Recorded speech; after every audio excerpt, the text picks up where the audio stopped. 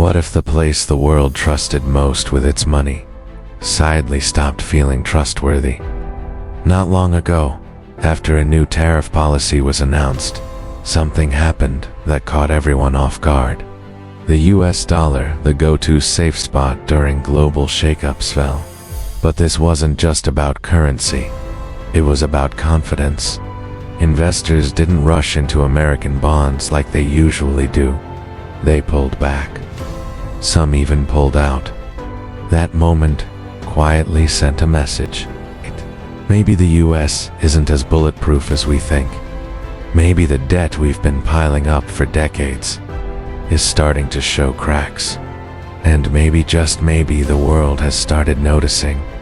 This wasn't noise. It was a warning.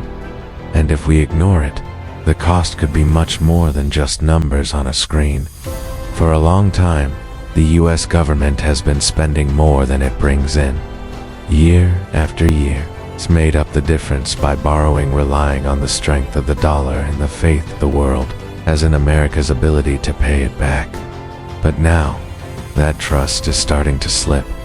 In 2020 alone, the US added $1.8 trillion to its deficit. And that wasn't a one-off. It's part of a pattern, more than 2 decades of red ink stacking up, quietly but steadily. Today, the size of America's debt, compared to its economy, is back at levels we haven't seen since World War II. But here's the thing, we're not fighting a global war. We're not rebuilding after a global disaster. We're just running the country. So why are we borrowing like we're in crisis? That's where this gets real. Because it's no longer just a question of how much we owe.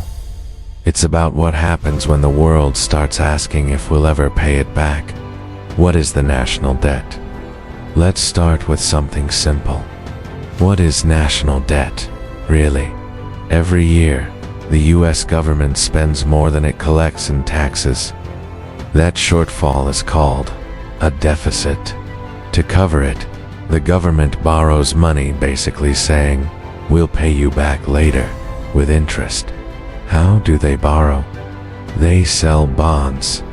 These bonds are like IOUs, and they're picked up by a wide mix of buyers: banks, private investors, foreign governments, and pension funds. So technically, when you hear the US owes money, it's not always to another country. Sometimes, it's to your own retirement account. In small doses, this isn't a problem. In fact, borrowing is one way governments get through tough times like recessions or emergencies. It helps keep the economy stable when private businesses are cutting back. But here's the thing, even something useful can become dangerous if it's overused. And in America's case, we didn't just borrow during hard times, we borrowed during the calm, too. Over and over again. When debt is good versus when it's dangerous. So, when is debt actually helpful? There are clear moments. During the pandemic, borrowing helped families stay afloat. During the 2008 recession, it gave the economy breathing room. For long-term savers, US government bonds are still one of the safest places to put money. Debt, in these cases, acts like a cushion. It buys time. It keeps things from falling apart. But the problem is what happens when we keep using that cushion, even when there's no fall to break. That's what the US has been doing year after year, even during economic booms. No crisis, still borrowing. No war, still borrowing. And the pile keeps growing. Here's a simple but powerful fact. If the US trimmed its national debt significantly by 2050, the average income per person could be nearly 7% higher. That's real money. That's better schools, higher wages, more business growth. But instead, those dollars are going to interest payments. Instead of helping real people, they're just helping the government keep up with its own promises. That's the real cost. Not just the debt itself, but what we miss out on because of it. The real dangers of too much debt. Now let's talk about what happens when debt starts turning against us. There are two major risks that come with having too much on the books. Crowding out private investment. TEET.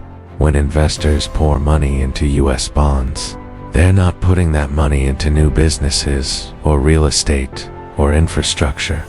That $1.8 trillion we borrowed, that's $1.8 trillion not being used to build homes, fund startups, or create jobs.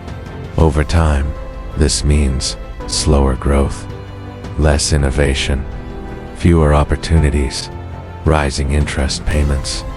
This one's even more dangerous. Right now, we're using borrowed money just to pay interest on past borrowing. That's like opening a new credit card just to cover the minimum on your last one. And here's the kicker. If interest rates go up by just 1%, the US will need to borrow an extra $300 billion per year.